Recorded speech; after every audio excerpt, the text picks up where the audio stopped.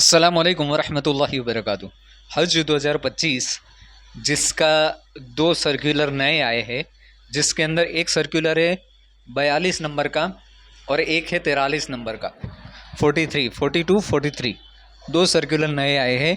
वो दो सर्कुलर क्या कहना चाहते इसके बारे में हम बात करेंगे।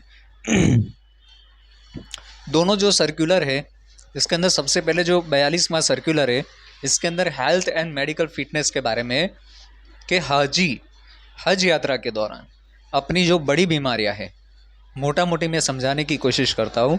सबसे पहले तो छोटी बीमारियां यहाँ से ठीक कर ले ताकि हज के सफ़र के दौरान कोई तकलीफ़ का सामना न करना पड़े।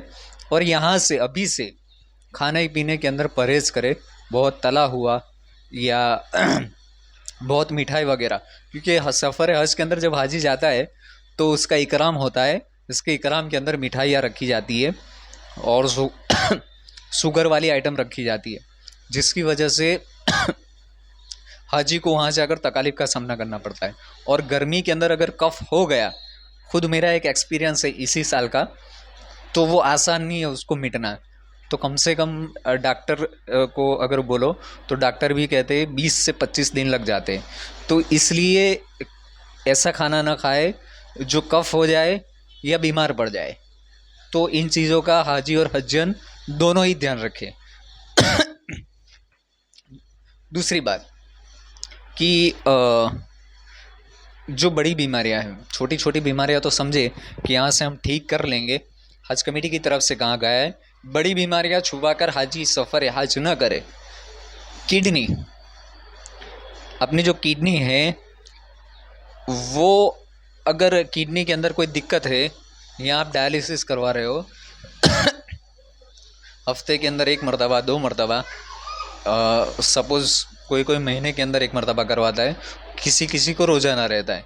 रोज़ाना वाला तो जाहिर सी बात है कि वो हज नहीं करेगा, यहाँ से ही नहीं जाएगा, क्योंकि उसको फिर वहाँ पर ही जाकर तकालीफ़ का सामना करना पड़ सकता है। तो इसलिए जो डायलिसिस करवा रहे हैं यात्री, किडनी का जिसको दिक्कत है, तो वो भी यहाँ से हज के लिए जाने से पहले 4 मरतबा सोचे, ताकि हज कमेटी को और हज कमेटी के जो ज़िम्मेदारान हैं उनको कोई तकालीफ़ का सामना न करना पड़े। दूसरी एक बात हज कमेटी की तरफ से कहा गया है कि अगर फेफड़ों के अंदर कोई दिक्कत है, फेफड़े काम नहीं करते हैं या फेफड़े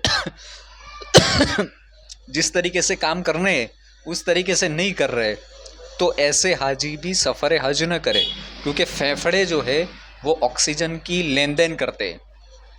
तो अगर फेफड़े ख़राब है तो हो सकता है कि वहाँ पर जाकर निमोनिया और ऐसी छोटी बड़ी बीमारी का असर लग सकता है, इसलिए ये भी न करे। तो इसलिए हाजी ये भी याद रखे कि अगर कोई फेफड़ों की तकलीफ़ है तो सफ़र हज न करे, अपने अहलो अयाल को और हज कमेटी को तकालीफ़ के अंदर न डालें। इस तरीके से कहा है। इसके बाद किसी का लीवर ख़राब है तो लीवर ख़राब वाले साथी भी हज का सफ़र न करे। ये हज कमेटी की तरफ से ये 3 चीज़ों को ख़ास बताया गया है कि ये 3 चीज़ें जो है वो बहुत अहम है।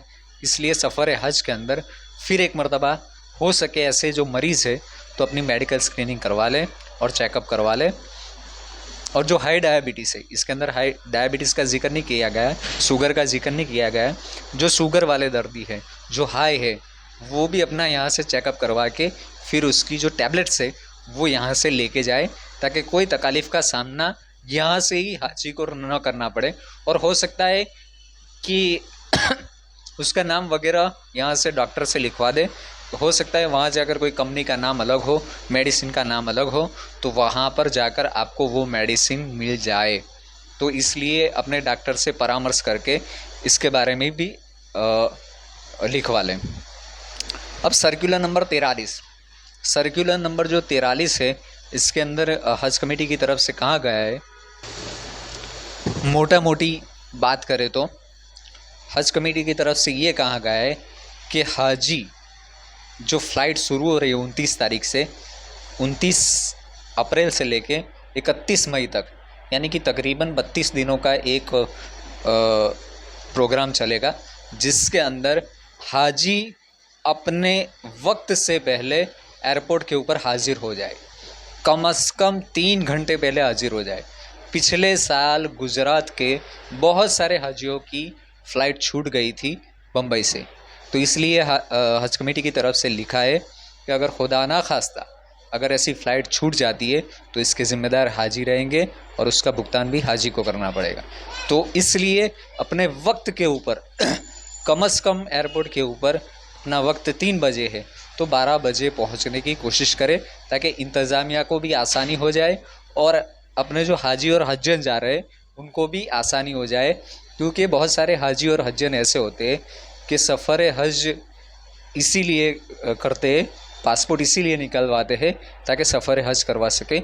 इंटरनेशनल ट्रैवलिंग एयरपोर्ट के रूल्स क्या होते हैं, एयरपोर्ट के ऊपर क्या करना होता है, ये कुछ पता नहीं होता है। फिर भी जो हज करने वाले हाजी के लिए और खुसूसी हज कमेटी की तरफ से जो जा रहे हैं वो एक खुसूसी एक माहौल बनाते, जिसकी वजह से हाजी को इतनी तकलीफ़ नहीं पड़ती, पर इसलिए हाजी को जल्द से जल्द ले जाए ताकि जो इंतज़ामिया उनको कोई तकलीफ़ का सामना न करना पड़े। तो इसलिए ये सर्कुलर 42 और 43 के अंदर हज कमेटी की तरफ से ये दोनों चीज़ें जो अहम हैं वो हाजी याद रखे और अपनी ज़िम्मेदारी के साथ इन चीज़ों को निभाएं ताकि इंतज़ामिया को कोई तकलीफ़ का सामना न करना पड़े। अस्सलामु अलैकुम वरहमतुल्लाहि वबरकातुहू।